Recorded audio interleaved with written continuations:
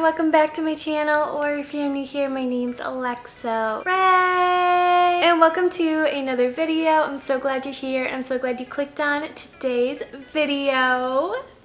You guys already know this is one of my favorite type of videos to film on my channel. I love sitting down at the end of every month and talking about all the fun and cool reads we read. Sometimes there's some bad ones in there, but that's okay. We are going to be talking about all the books we tackled in the month of July. It was actually kind of a baby month for me. I only read a total of 5 books, which is kind of on the lower side for me. If you've been around for a while, I kind of range like throughout the year. Usually I average around 7-8 books. That's okay. It was still an incredible reading month. We read some pretty fun summer reads. I will say it is so crazy that we are already going into the month of August. I feel like this year has flown by so fast, but I seriously cannot believe we're already going into August. Like, summer is more than halfway over. We are entering fall season. I feel like it's approaching really quickly. A lot of stores already have their fall decorations out, and I'm like, okay,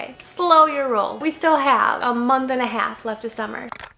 Before we hop into it though, I just want to take a moment to thank the sponsor of today's video, which is Pair Eyewear. You guys know I am a huge glasses girly, and I'm always getting questions on where I get mine from, which ones are my favorites, and the answer is Pair Eyewear. If you're not familiar with Pair Eyewear, if you've never heard of them before, they are a revolutionary brand that is changing the way the world wears glasses. I remember growing up, I had one pair of glasses and they were black because I wanted them to match with anything I'd wear. But now with Pair Eyewear, you can literally match your glasses to your outfit. Pair Eyewear offers high quality, affordable glasses that you can add your prescription to, and you can also get them as blue light glasses. The pair I have on right now is the Otis pair in the color clear. I absolutely love these frames. They're like the perfect amount of boxy and a little bit of round that I need. I also got mine with blue light lenses. I am literally staring at a computer screen all day long, whether it's for school, editing, work, whatever it may be. I'm glued to my computer, whether I like it or not. So I might as well protect my eyes while I'm at it. Once you pick out your base frames though, the real fun starts to happen, and you get to start looking through all of their top frames that start at only $25. They also have so many top frames for you to choose from though, including special collections such as Van Gogh, Harry Potter, Peanuts, sports, and more. I love how easy it is to just pop on a new top frame wherever, whenever. So I decided to pick up the black frames just because I think it is such a classic look. You can't go wrong with it. It goes with everything. Then I picked up the tortoise top frames. This gives off the coziest vibes. They're perfect for those days where you just want to stay inside and read. I also picked up the floral skulls frames. These are actually from the Van Gogh collection, and they are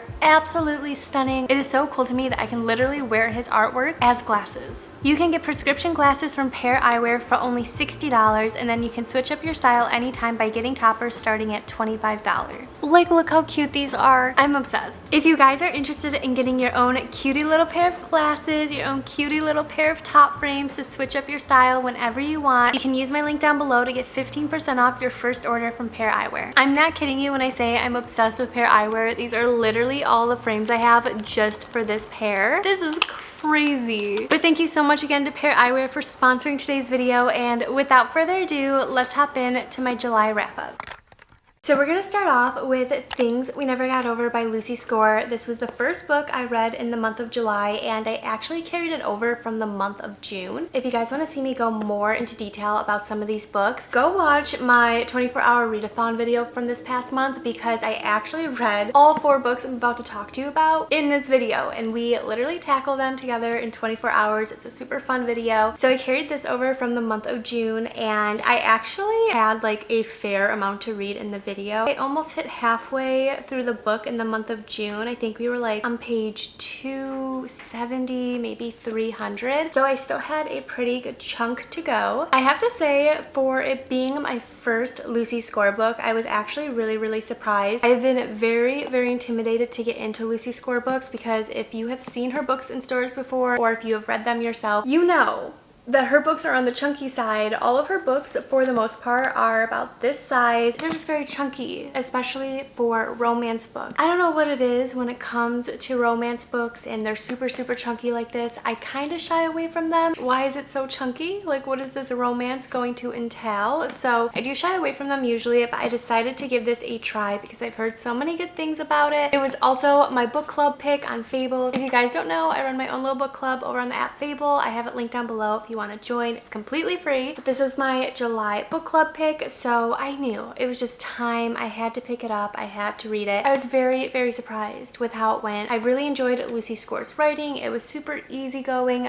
fast-paced. I also really appreciated that literally chapter 1, you're jumping into the story. There's not really a big like build-up or anything like that. The story starts off with Naomi being a runaway bride. We see Naomi run away to the small town of Nakma where her twin sister Tina lives. Her twin sister Tina is like the problem child, I guess you could say. Tina is definitely like the problem child in this. She has caused problems for Naomi their entire lives growing up. She also is known for getting herself into a ton of trouble, whereas Naomi is like the goody two-shoes. And when Naomi arrives in town, she finds that her sister Tina has taken off yet again on a crazy adventure or whatever she may be up to, but she has disappeared and she had left behind her daughter Waylay that Naomi had no idea about. She had no idea that her sister had a daughter and she had no idea that she had a niece. And Naomi is definitely like a fixer-upper. When there's a problem, she has to fix it. And so when she finds out about Waylay, she immediately takes Waylay under her wing and tries to figure out how she's going to provide for her and take care of her, and also in the middle of it all figure out where her sister has run off to again. And then enters our grumpy barber slash bar owner, Knox Morgan. He is kind of like a big deal in the town. Everyone knows him. He runs a very popular bar in town. He also runs the barber shop that everyone goes to, and his family has just like lived there their entire lives. And basically there's just all the small town vibes that we love when it comes to stories like this. When Naomi arrives in town, her and Knox immediately are butting heads because he actually thinks that Naomi is Tina. And like I said, Tina causes a lot of problems for so many people, especially in town. So Knox and Naomi kind of get off on the wrong foot. Knox ends up helping out Naomi and Waylay throughout the entire story. For some weird reason, this grumpy guy just wants to take care of them. It's very corny and cheesy at times, but I thought it was really, really sweet. I enjoyed it. I love, love, love the small town trope in this. It's one of my favorite tropes to read, especially in the summertime. There's just something so summery and cute and cozy about the small town trope. It's a grumpy meets sunshine trope. You know, Knox is just so grumpy throughout the entire story. And honestly, there were some chapters where Knox was like so grumpy. I was kind of like,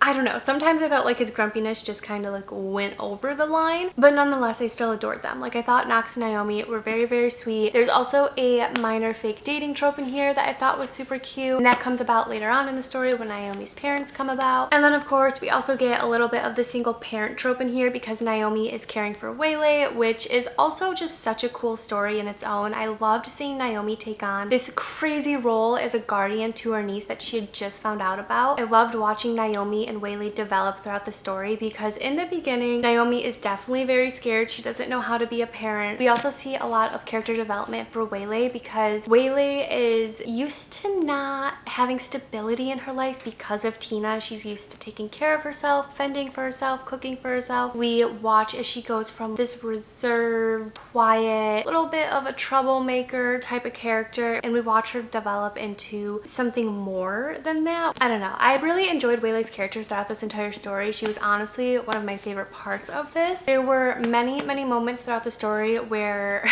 I did get annoyed with Naomi and Knox. I felt like there was a lot of going back and forth between the two characters, and at times they felt very immature. I've actually seen a lot of other people say something along the lines of that when it comes to this story, is that Knox and Naomi act very, very immature in this, especially Knox. There's something about Knox's character, I don't know. Sometimes I liked him, but other times I was like, what are we doing? He definitely wasn't one of my favorite characters ever in a romance book. He's not a character I was swooning over over or madly in love with. I did love him and Naomi's story. I thought it was very sweet and cute, and I really liked how he just wanted to take care of her throughout the whole story. I just thought that was really sweet. Because it is a small town trope, we also get to meet so many other characters in this story, and we also get to meet future characters in the next 2 books, which I am so excited for. Knox's younger brother Nash, he is what book 2 is all about, and then their best friend Lucian is what book 3 is all about, and book 3 is coming out, I believe, later this year, maybe like October, November, I think. And I cannot wait for Lucian's story because his story is matched with Sloane, and Sloane is the town librarian, and she's super cute and badass, and we also meet her in this book. She becomes one of Naomi's best friends. We see small glimpses into Lucian and Sloane's relationship in this. There's definitely an enemies to lovers in there. Sloane can't stand Lucian, and I just can't wait to read their story. I'm honestly more excited for those 2 stories as well because I know this isn't going to be my favorite one in the series. I feel like it was a good introduction to it, but it's not like my all-time favorite romance. With that being said, I believe when I read this in my 24-hour readathon, I think I rated it a 4.5.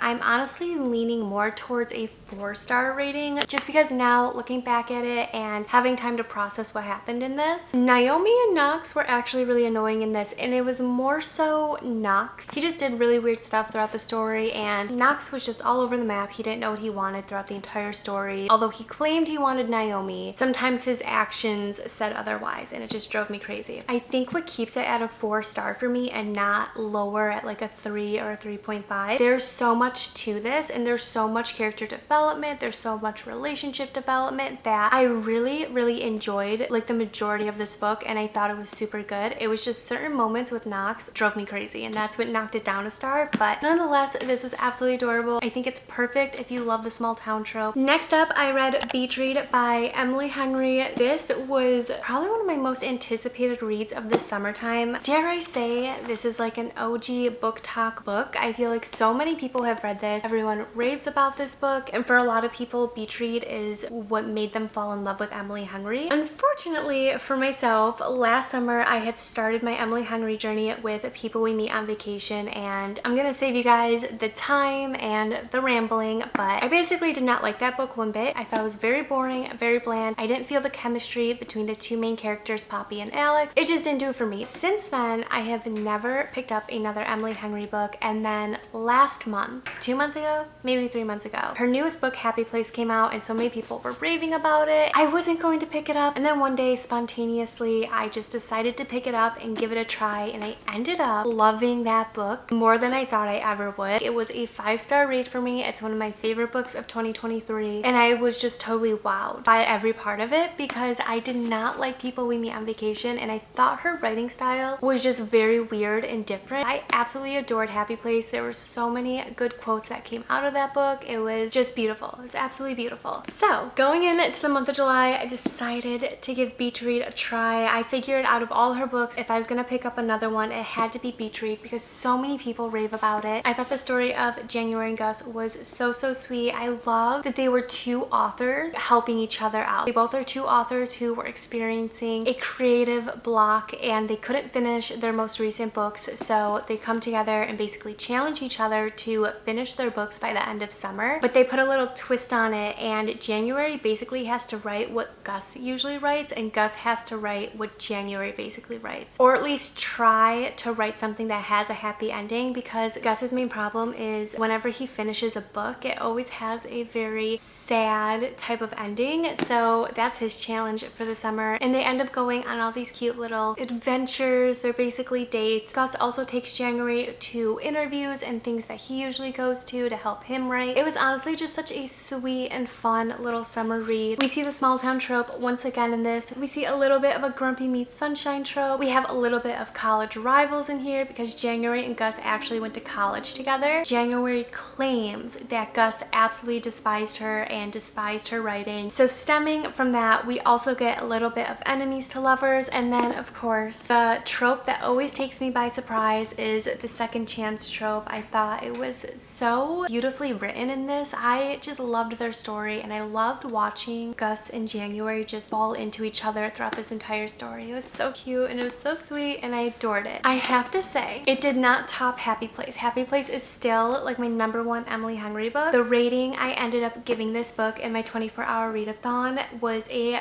3.5. The writing was a little bit weird for me. There were parts where I was getting a little bit bored, but I adored it. I thought it was sweet. I love January and Gus. I would recommend this, especially in the summertime if you can read it on the beach. I'm sure the vibes are absolutely immaculate. There was kind of like a secondary storyline, and it was about January and her parents. I found during reading this that I was more interested in January's past and her parents more than her and Gus at times, which I thought was kind of weird, and that's kind of what made me go a little bit lower on the rating. It was still great. It was 3.5 star rating for me, and that's still a really good book to me. And then also just the crazy secrets that come out about January's dad was absolutely insane and had me sobbing towards the end. It was a lot. This was kind of an emotional read at times, but it was really good and I highly recommend it. Then we have The Summer of Broken Rules by K.L. Walder. This was a cutie little YA summer romance. It tells the story of this girl named Meredith. She is attending a family wedding in Martha's Vineyard, and I think about a year prior to the wedding she had lost her sister Claire in a car accident. So we're watching Meredith the majority of this book kind of grieve the loss of her sister and navigate this family event without her sister being there, because it's the first family event to take place since her sister passed away. So it's a lot on everyone. It's a lot of grief, but the family has this cute little tradition of playing a game of assassin, and it was Claire's absolute favorite thing in the world, and she was super good at it. So Meredith kind of makes an oath to herself and to her sister to win this game of assassin in her honor. We kind of just watch Meredith throughout this whole story kick ass at assassin and try to find different ways to connect to Claire now that she's gone. And in the middle of it all, Meredith finds that she's starting to get distracted by a cute groomsman who is also playing this game of assassin. The two of them decide to make a pact to help each other out and help each other get to the top. We kind of watch Meredith struggling between winning this game of assassin for her sister, but also wanting to spend more time with this cute groomsman. It was a cutie little summer YA read. It takes place over the course of a week, and there's a lot of crazy secrets that come out in the middle of it that definitely caught me off guard. I did not see them coming, and it made the story very interesting. It's definitely a friends to lovers trope, which was really sweet to read about. There's also a ton of Taylor Swift references in here that I absolutely loved. There were a lot of lyrical quotes in here, and I was living for it. With that being said, it wasn't exactly one of my most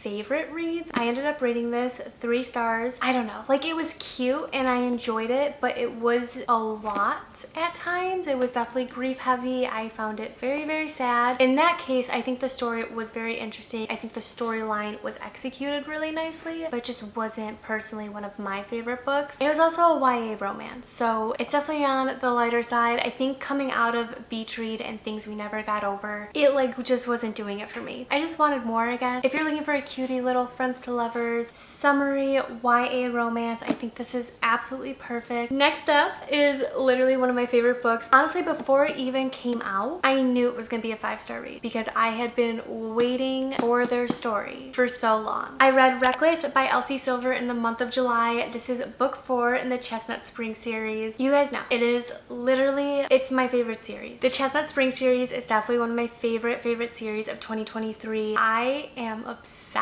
with that entire world, with every character, every couple, everything about it is just absolutely perfect for me. Reckless is the 4th book in the series, and it tells the story of Theo and Winter. Winter is the older sister to Summer, who book 1 is all about, and then Theo is like a bull riding prodigy of Rhett, who we also meet in book 1. Book 1 revolves around Summer and Rhett, so it's really cool to jump in to Theo and Winter because we see glimpses of them in book 1. I've just been waiting for their story for so long. Theo is definitely like a playboy type of bull rider, you know, but he's also got like the biggest golden retriever energy I have ever read in a book. Winter is a little bit of the opposite. She's a doctor who is very reserved and kind of cold because of the way she grew up. Summer and Winter are basically like half sisters. Winter's dad had an affair with the nanny and had Summer, and since that happened, Winter's mom has always despised summer and kind of turned winter and summer against one another. So Winter grew up in a very hostile, cold type of household that never really showed her love or anything like that, and her dad never really showed her love because he was so busy giving all his attention to Summer because he felt bad about Summer. So she's like the complete opposite of Theo. She's also dealing with a terrible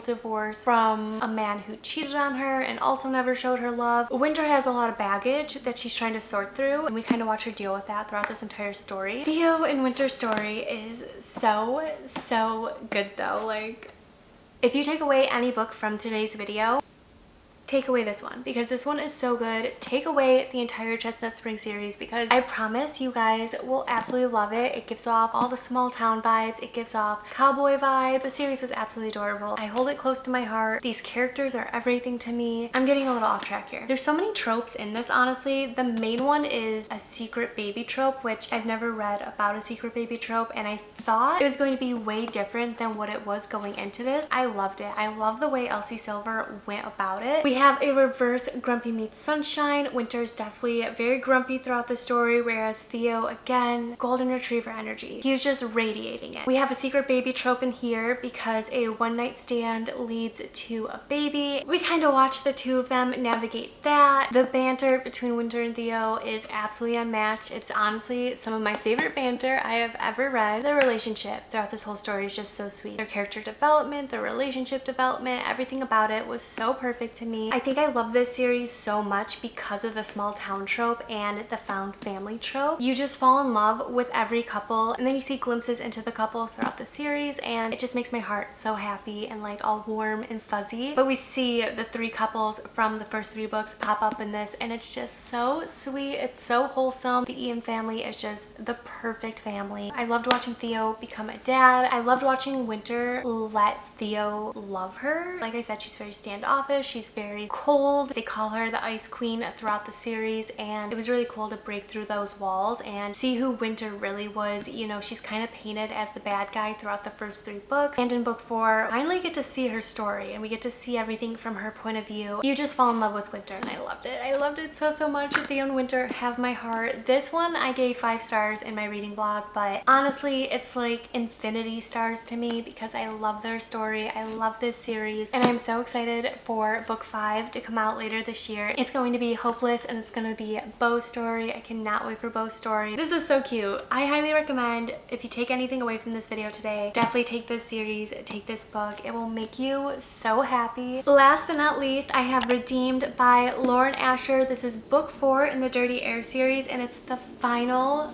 book in the series.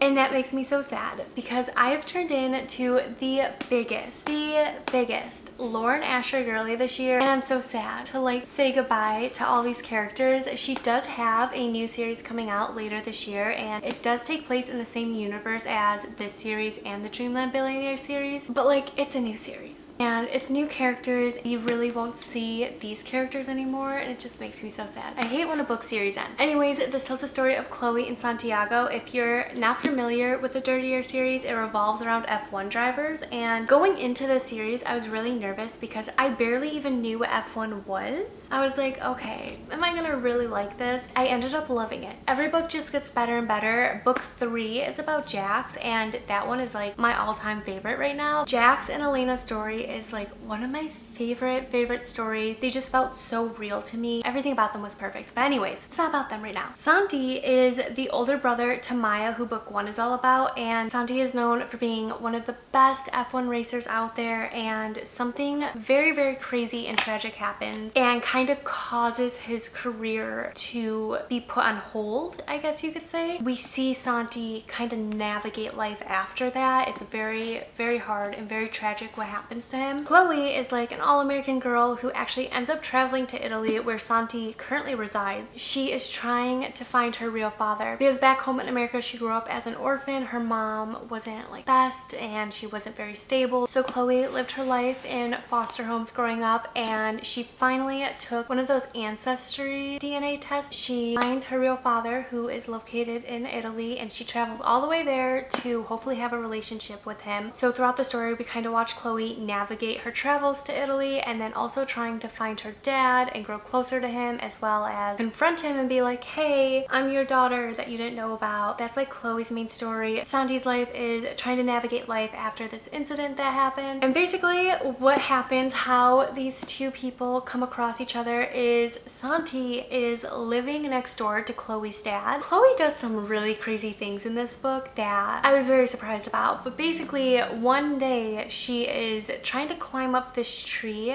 to, I think, spy on her dad. The tree that she's climbing up is on Santi's property, and he confronts her because he thinks that she's some type of paparazzi trying to get a new story on him or something like that. The two of them right off the start spark little enemies to lovers. They are butting heads because Chloe is not paparazzi, but Santi thinks that she is. So we see the two of them immediately get into it. The rest is quite crazy. This was honestly such a good final book. I enjoyed every second of it. We of course have a grumpy meets sunshine in here because Santi is just so grumpy throughout the whole story. Chloe is definitely very optimistic, and she tries to share her optimism with Santi. We have a little bit of an enemies to lovers in the beginning. We have a fake dating trope in here, which was honestly so funny in the beginning. I absolutely loved how they kind of got into the fake dating trope. We see Maya and Noah from book 1 during this, and it was just so good. I ended up giving this a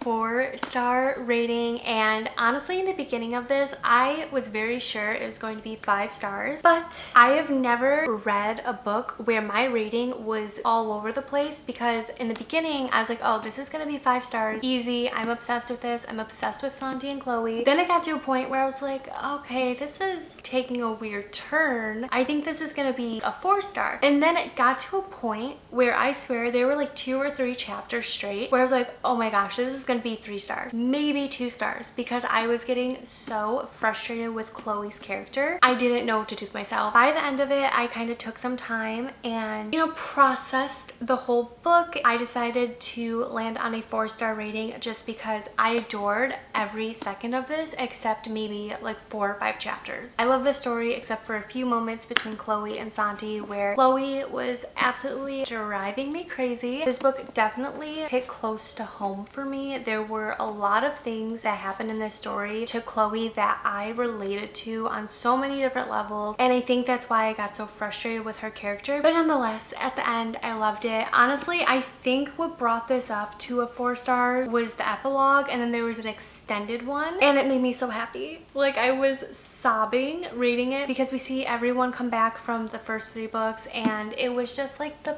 best conclusion to a series I have read in such a long time. I really loved it. Lauren Asher definitely has like a special place in my heart when it comes to reading. Sometimes her books are like 3 stars for me, but I still love them. I have genuinely enjoyed every book I've read by her this year. I'm so excited for her new series to come out. The Dreamland Billionaire series is one of my favorite series of 2023 as well. I think she's such a great romance writer, and the characters that she has created are just some of my favorite ones. Like, I think about them daily, to be completely honest. Also, I did do a reading vlog on this book. You guys will see it later this month, and it's a super fun one. It's one I've never done before. Stay tuned for that if you want to get a little bit more detail on Chloe and Santi's story. All the emotions are happening in that video. But yeah, that's it. I can't believe it. This was such a short baby reading month. We only read 5 books. I feel like it was pretty good though. We had some very good reads in here. We had some books that have been on my TBR for the longest time, and I'm just so happy that we were finally able to tackle them. Comment down below if you have read any of these books yourself and let me know what your ratings were, what you thought about them. I think if I had to pick my favorite read from the month of July, you guys know, it would definitely be Reckless by Elsie Silver. This was absolutely incredible. Again, I could not recommend this series enough. It is literally one of my top series of all time, and this book just made me so happy. Theo and Winter's story may be like one of my favorites, to be completely honest. And yeah, that is all for today's video. I hope you enjoyed it. I hope you had fun. Cannot believe we are already done with the month of July. That is so crazy to even be saying right now. I am so excited for the month of August. I have some very fun reads planned. I have some fun videos planned, and we are just gonna enjoy the last little bits of summer, soak it all up. I feel like time is flying by. But with all that being said, I hope you guys have a wonderful rest of your day, and I'll see you in my next video. And that's how